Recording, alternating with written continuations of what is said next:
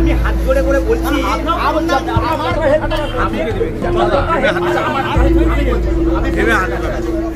সদ্যজাত শিশুর মৃত্যুকে ঘিরে ব্যাপক উত্তেজনা মেদিনীপুর মেডিকেল কলেজ হাসপাতালের মাতৃমা বিভাগে। চিকিৎসায় গাফিলতির অভিযোগ মৃতের পরিজনদের। সদ্যজাত শিশুর মৃত্যুকে ঘিরে মেদিনীপুর মেডিকেল কলেজ হাসপাতালের রীতিমতো তুলকালাম পরিস্থিতি। মাতৃমার সামনে ক্ষোভে ফেটে পড়ল মৃত শিশু কন্যার পরিজনেরা। পরিবারের অভিযোগ, চিকিৎসার গাফিলতিতে মৃত্যু হয়েছে শিশু কন্যার।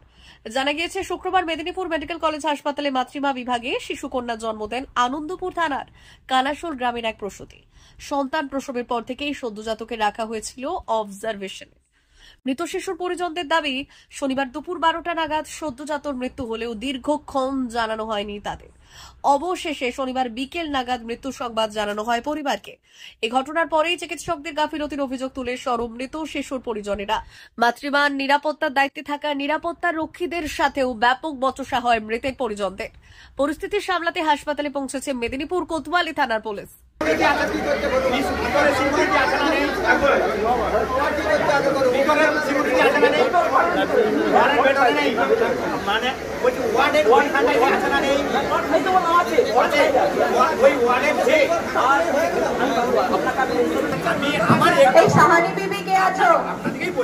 আমাদের একটি প্রশ্ন, একটা মানুষ নার্সিং হোম ছেড়ে আজকে একটা হসপিটালকে আসছে, হসপিটাল মানে মানুষ পরিষেবার জন্য আমাদের বাড়ির লোক নেই, পাবলিকের কি হচ্ছে একটু দেখভাল করা উচিত। আচ্ছা, ওখানে হোর্ডিং লাগানো আছে, রাস্তা ছাড়ুন, রাস্তা ছাড়ুন, আসুন না, প্রমাণ তো দেখাতে পারছি না কেন?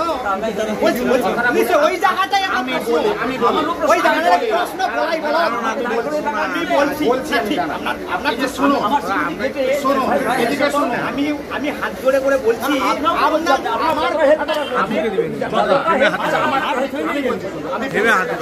পুলিশের কাছ থেকে। আমার কথাটা শুনো, আপনার পয়সা কবে নিয়েছে, কার কাছ থেকে? কালকে নিয়েছে। যখন নিল চারিদিকে দেখবেন করতে ফ্লোরে পুলিশ সহায়তা কেন্দ্র যেটা আছে। আমি এখনো পর্যন্ত এনাদেরকে জিজ্ঞেস করবো, যেটা আমাদের কাছে কমপ্লেন যাবে পয়সা আছে, একবার খুঁজতে বলুন, ফোন করে বলুন খুঁজতে। এখন যদি হসপিটালের ভিতরে থাকে, এতজনের সামনে ওই যদি থানা পাঠাতে পারি, তাহলে আমাকে চ্যালেঞ্জ খুঁজে দেখিয়ে দিন। কালকে হলেও আছে সবসময় ব্যস্ত, আমরা হয়ে বললাম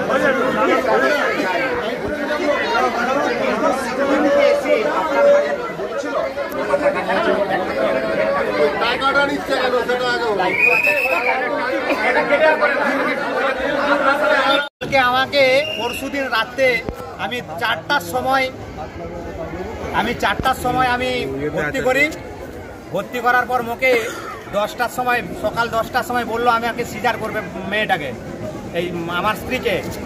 ঠিক আছে, ওখানে যারা ডিউটিতে আছে আমাদের হচ্ছে কাজের লোকরা বা আমাদের আয়ারা, তারা বলছে যে এই টাকা দাও, তবে আমরা সব কিছু রেডি করছি।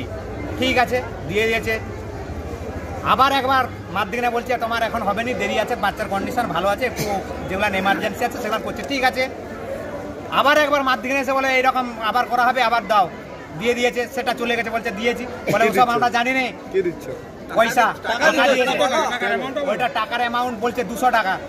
ঠিক আছে, আবার একজনকে বলছে 200 টাকা দাও, দিছে। কারণ ওখানে তো মেয়ে মানুষ আছে, ছেলেদের কোনো রকম নেই, অথরাইড নেই, যায়নি। ঠিক আছে, আমাদের নির্ভরসায় দিচ্ছি, কারণ আমাদের বাচ্চা বা আমাদের সবাই সুস্থ থাকবে, এটাই আমাদের যুক্তি, সরকারি সিস্টেম। ঠিক আছে, তাও কি আমার ওরা আবদার করে একবার আধবার। ঠিক আছে, যখন আমাকে অরিজিনালি সিজার করবে বলে আমাকে সব কিছু রেডি করেছে, তখন বলছে যে আমার দিকে টাকা না দিলে কোনো রকম আমরা করবো না। তখন বাজে 5টা, এই 4টা, টাকা না দিলে হবে না। আমি তখন বললাম আমার যে আছে তাকে বললাম, তুমি তো বলো টাকা দিয়েছি এইরকম অমুক গায়ে। বলছে আমরা ওসব চিনি না কাকু।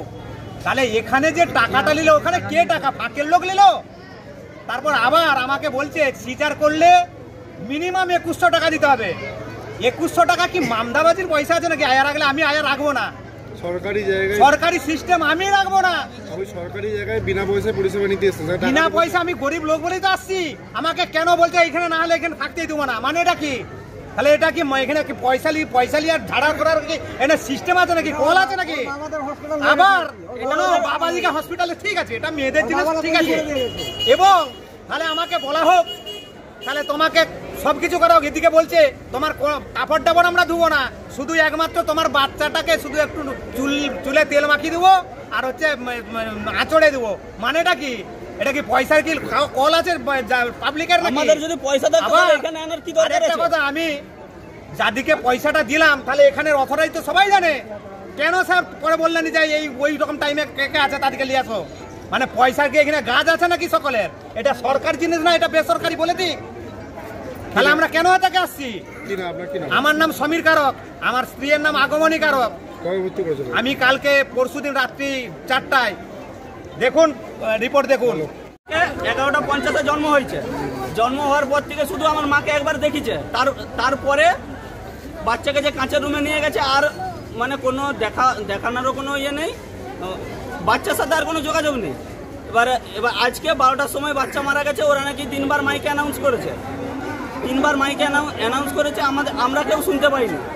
আমার স্ত্রী 7 তলায় ভর্তি আছে, সেখানে আমার শাশুড়ি আছে, তাকে তো জানানো উচিত। সে তো জানে যে হসপিটাল কর্তৃপক্ষ তো জানে যে তার মা যেহেতু সেইখানে আছে তাকে সেইখানে জানানো উচিত। সে তাকে না জানিয়ে যে এইখানে মাইকে 3বার অ্যানাউন্স করে দিয়ে রেখে দিচ্ছে। যে 4টার সময় যখন আমার শাশুড়ি মা 4:30টার সময় যখন স্যালাইন আনতে গেছে তখন বলছে সোমা ঘোষের বাড়ির আপনার বাচ্চা নেই। এইরকম বাচ্চা হয়েছে কালকে 11:50। হওয়ার সময় আমার মাকে একবার দেখিয়েছিল। কিছু প্রবলেম ছিল বাচ্চা? কোনো প্রবলেম নাই। বাচ্চা হওয়ার পরে কেঁদেছে, বলছে আমার স্ত্রীর একটু মানে দুর্বলতা আছে বলে তার জন্য ওকে স্যালাইন দিচ্ছিল। বলছে আমার স্ত্রী সুস্থ হলেই বাচ্চা দিয়ে দেবে, তাকে বেডে দিয়ে দেবে। কি কারণে মৃত্যু হয়েছে বলে মনে করেন? আমার কি মনে হচ্ছে, আমাকে তো বাচ্চাটা সম্বন্ধে কিছু বলেইনি, যে বাচ্চা অসুস্থ আছে কি আছে আমাকে সেটাই তো বলেনি। চিকিৎসকদের গাফিলতি? চিকিৎসকদের আমি তো অবশ্যই বলবো চিকিৎসকদের গাফিলতি। সে তো আমাকে বাচ্চাকে বলতে হবে। কেন মারা হলো কারণ কিছু বলেছে? গিয়েছিল তো? কারণ কিছু বলেনি। আমরা গিয়েছিলাম, বলছে 12:30টার সময় মারা গেছে, 3বার ফোনে ডেকেছি, তার কারণও কিছু বলছেন। জিজ্ঞাসা করেননি কেন মারা গেছে? জিজ্ঞাসা করেছিলেন? তাকে বলছে বলে বাচ্চার অবনতি খারাপ হয়ে গেছে, বাচ্চার অবনতি ইয়ে হতে আমরা 3বার ডাকা হয়েছে। সমাবেশের বাড়ির লোক কোথায়, সমাবেশের বাড়ির লোক কোথায়, 3বার ডেকে দিয়ে তাদের দায়িত্ব শেষ। তাহলে নাম্বারটা যে দেওয়া হয়, নাম্বারটা কি জন্য দেওয়া হচ্ছে?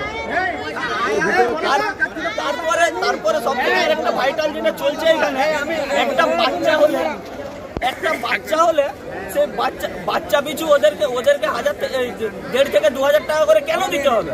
আবার একটা আয়াগুলো একটা বাচ্চা, যখন আমার স্ত্রী প্রথমে বললো সিজার করতে হবে, সিজার করার জন্য তারা রেডি করে দেবে, 200 টাকা নিয়ে নাও, 200 টাকা না দিলে করে দেবো নি। বাচ্চা কি হবে তুমি? হ্যাঁ, বাচ্চা কি হবে? আমি বাচ্চার বাবা। কি নাম? তন্ময় ঘোষ। বাড়ি কোথায়? কানাসোল। আমিও একটা কাল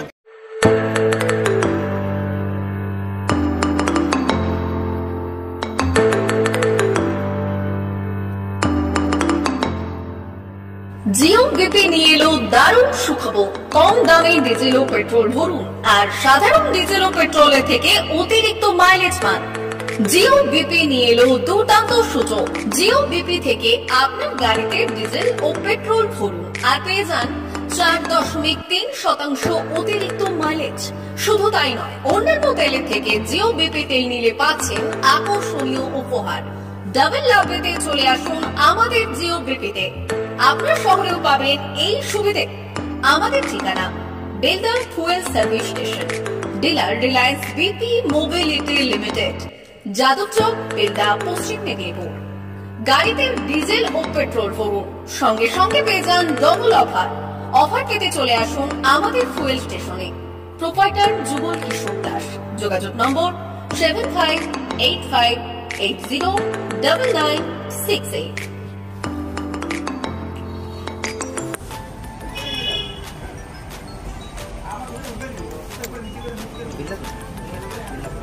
একটু মোবাইল নাম্বারটা বলুন। আমাদের এখানে এখন এই স্মাইলি অফার চলছে, তো আপনি 1 লিটারে যখন 1 লিটারের উপর তেল নেবেন, 1 লিটারে একটা করে স্মাইলি পাবেন। একটা করে স্মাইলি মানে হচ্ছে আপনি 25 পয়সা পাবেন।